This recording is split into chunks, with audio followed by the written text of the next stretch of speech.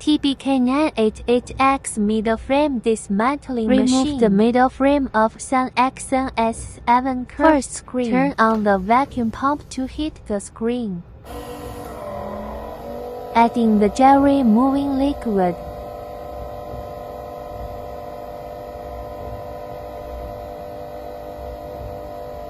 Lock the middle frame.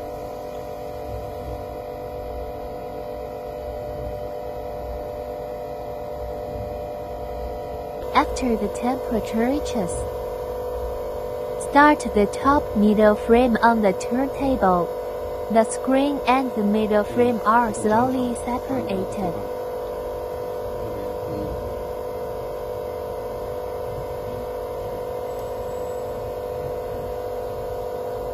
Turn off the vacuum pump. Press the broken vacuum switch to take out the screen.